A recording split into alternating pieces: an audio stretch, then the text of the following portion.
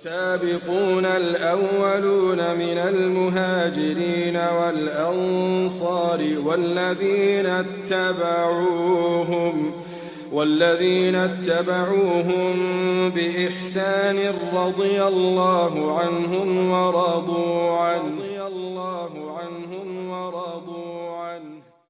بسم الله الرحمن الرحيم الحمد لله رب العالمين والصلاة والسلام على نبينا محمد وعلى آله وصحبه أجمعين. Transmeton Kharaitiu në librin e tij Makarim al-Akhlaq se një herë përderisa ishin duke ndajtur me Abdullah ibn Mesudin, disa prej shokëve të tij, erdhi vajza e tij e vogël pranë tij, ai e mori, e përçafoi, e solli pranë vetit, e përçafoi dhe më pas i tha asaj: ja marhaban ya sitra Abdullahi min an-nar. O mirë se erdhe, o mburoj e Abdullahut nga zjarri i xhenemit.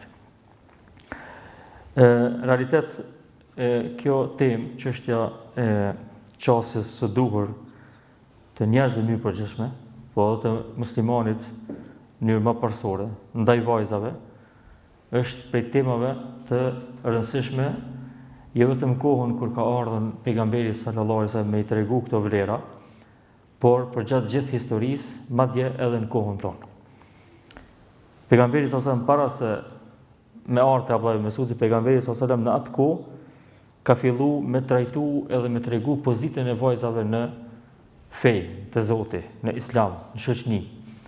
Nga se, siç e dini, kanë qenë të përbuzura, kanë qenë të faktikisht të shtypura, dhe kanë qenë në shumë raste kanë qenë të papërfillshme, nuk ja kanë vënë synin, i kanë nënçmu, i kanë porul, madje disa pejfiseve arabe dhe i kanë mbyt vajzat e tyre, siç ka thënë Allahu në Kur'an.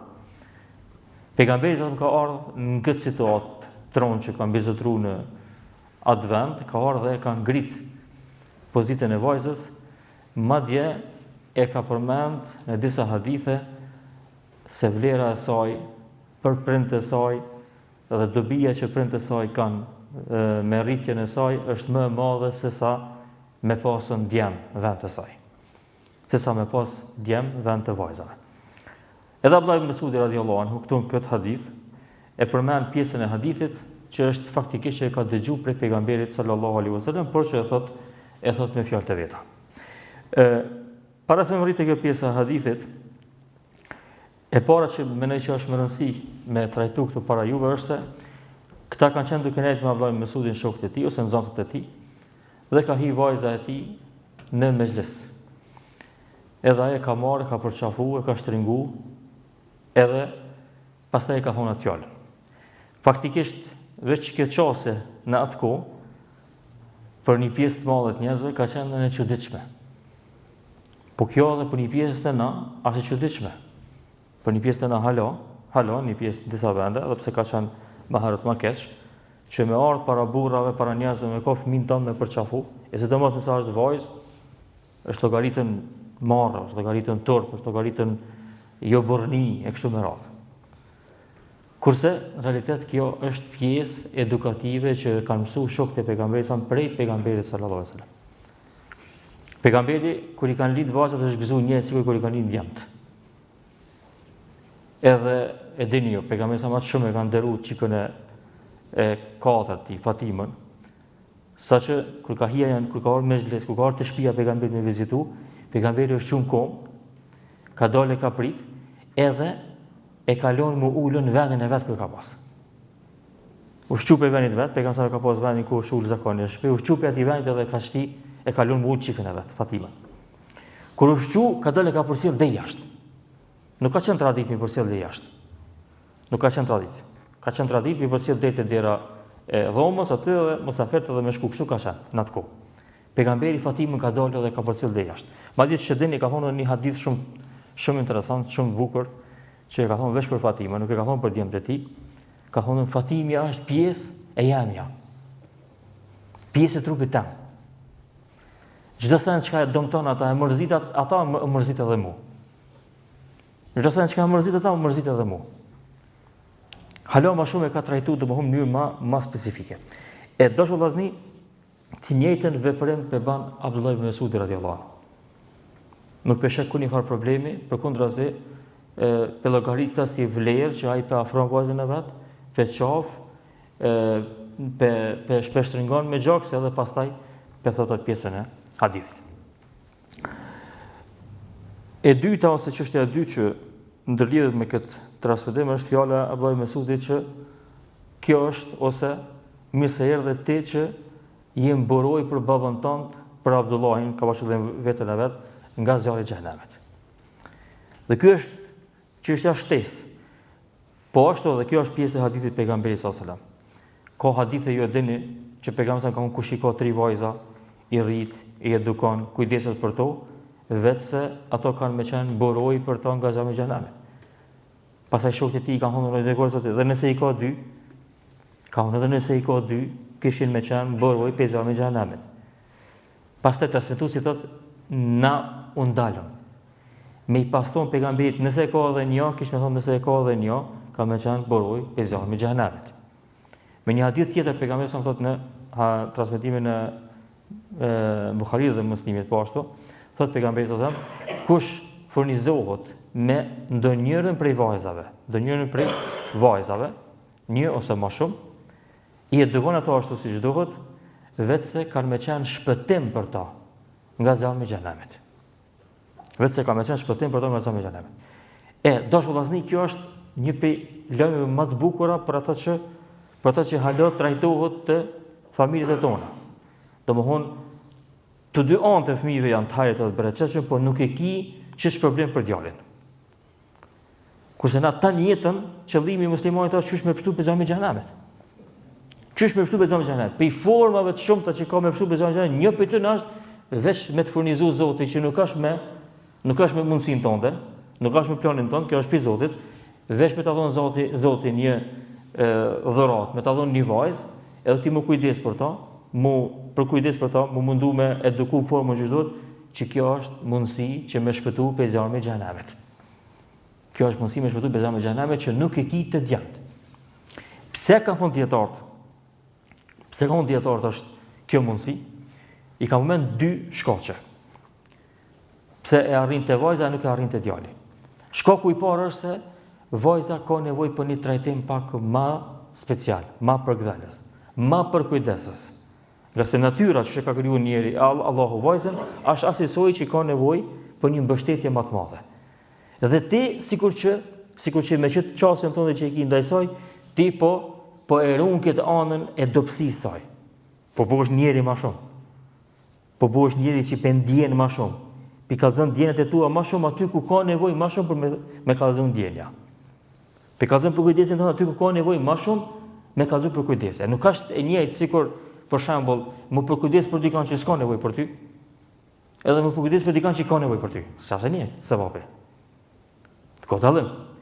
E te vajza pejgamberi sa më ka thonë këtë për arsye se ato në mënyrë përgjithshme, përveç ka raste që është ndaj vajzë ma djalë se djali. Me po mënyrë përgjithshme në që ka kriju Zoti është se ka nevojë më shumë për një mbështetje prej prindit. Andaj edhe prindi nëse tregon që të kujdes, edhe e ka qëtë qasje pozitive, Allahu e shpërblen me kështë problem të madh. E dyta ka thonë dietarët, nga se, edhe kjo dyta është shumë e bukur, nga se shumica e prindërve, baballarëve sidomos, kujdesen për djem nga se shpresojnë se djali një ditë për ditë do t'ju bëhet krah. Kujdeset për to nga se e ka edhe anën e interesit. Edhe anën e edukimit, edhe anën e interesit atë se nesra, kjo më bëhet me mu krah, qoftë një jetë, qoftë probleme të jetës, këtë nëherë e kam pas më shumë për punën e luftave, kështu me radhë, kam burra në shpe. Kurse nuk e ka qëtë shpresë për vajzën. E masi që nuk e ka qëtë shpresë për me u kujdes për to, tamam që shdohet, mi adhon hakin, e don një sinceritet të madh zemrës tonë dhe karshi e vajzës. E do me pasën tamam që në dëna për Allah, me pasë për një me, se s'ki interes to. Edhe pse tash interesi më shumë duhet më konë për vajzën, në kohën tash po jetojmë, po unë përfoj në aspektin e nevojës që ty ka mundësi me tarë një jetë fuqia e kështu me radhë, që është e burrat e vajzat nuk është ashtu. E tash sikur se Allahu po e shpërblen qëtë qasjen tonë dhe për arsye se jetu e bo veç për hir të Allahut, nuk i interes për këtë dynjë. Pe ban veç për hir të Zotit. Dhe Zoti po ta shpërblen këtë sinqeritet që e kiti në edukimin e vajzës që e bën veç për hir të Zotit, po ta shpërblen me këtë shpërblim të madh. Andaj këto dy shpjegime që i kam mend dietar për këtë hadith, të dyja janë të rëndësishme për me e kuptu tamam që çdo këtë fjalë të Abdullah ibn Mesudit e para ti fjalën e pejgamberit sallallahu alaihi wasallam. Dashur vëllezër, normalisht të disa pjesë në Kosovë, ndoshta më herët ka qenë më shumë, ndoshta edhe ka qenë arsyeja ajo që ka qenë te arabt që domethënë djemt na dohon për shkak situatës që ka qenë te na e kështu me radhë, ndoshta kjo çështje u konën temë e ndihshme me u diskutuar në mesin ton, edhe faktikisht ka ndodhur shpesh edhe kena dëgjuar që kush nuk ka pasën djem e kanë rrejtë sikur që s'ka fëmijë. S'fonova. Kurse realitet kjo është prej smujave të ignorancës para Islamit. Me ardhen e Islamit kjo temë është mbyllë. Pse? Sa Allah thënë në Kur'an, yehebu limen yesha'u inathan wa yehebu limen yesha'u dhukur. Allahu i jep kujt na don vajza edhe kujt na don djem. Wa yaj'alu men yesha'u aqima. Edhe bën këndo pe njerëzve i lën pa pasardhës. As djem, as vajza. Kjo është për Zotit. Momenti që ka ardhur Islami me çto norma, me çto mësime, kjo temë ka ndesh më mbyll të muslimanët. Por për fat keq ka ndikuar, që ndikojnë shumë bestitmi që në mesin ton, ka ndikuar edhe kjo për shkak rrethanave dhe më e keq është se kjo pastaj është trajtuar si më thonë është pjesë e fesë. Edhe muslimanët nuk i dojnë fëmijët. Edhe këtu në Zvicër e keni pa, domthonë ka shumë raste mjekja tutet me kallëzu që është vajzë, se thot ju i keni problem tani punën çështën e vajzës. Kjo është edukat shumë e keqe vëllai. Kjo është me kallëzu mos me njohje, edhe mos me kënaqësi me atë që Allahu ka ndarë për ty. Edhe kur i veshët Islamit tani kjo është hala më keq. Për arsye se nuk ka që është prej fesë. Madje Imam Ahmedi rahimahullah është transmetuar për ti se kur ka dëgju për dikan që ka pasën vajzë, ka lind vajzë, është gëzuar dhe ka thonë pejgambert ka qenë baballar të vajzave. Pejgamberi sa fëmijë ka pas? Pejgamberi jon sa fëmijë ka pas? 7 fëmijë. Ai ka pas më shumë djem, më shumë vajza. 4 vajza, 3 djem. 4 vajza, 3 djem. Edhe çish ka dëgjuar pejgamberi sa asnjëherë nuk e ka shpreh këtë dallimin në asnjë formë. Përkundazi dallimin në aspektin pozitiv ka kallëzuar për vajzat që tregova më shumë se një hadith që ka përmend pejgamberi sallallahu alaihi wasallam. Andaj ajo çka është më rëndësishme për neve është edhe pse kjo temë tash është më e lehtë me trajtu, por megjithatë duhet me e shpërndarë mesin e njerëzve se trajtimin dytësor që ja bojnë hala njerëzit tonë ndaj vajzave nuk është për fesë. Nuk është për fesë. Kjo është për zakonit, mund më konë për budallakive, mund më konë prej bestydni, mund më konë çka dush. Amo kjo nuk është për fesë. Edhe më keq është që kena një, edhe unë e kumni si hoqë dhe kanë orë dhe më kanë thonë njerëzit tu, edhe më keq është kur hala ekziston në një mentaliteti që këtë problem që e kanë familjet janë veshin grujës. Edhe gruaja jeton me faj pa pas faj heq. Ajo në sens hiç s'është faj, pse s'ka djalë, po e ngarkojnë edhe me një faj tjetër thotë kjo nuk po bën djem. Se domethënë ajo e ka faj.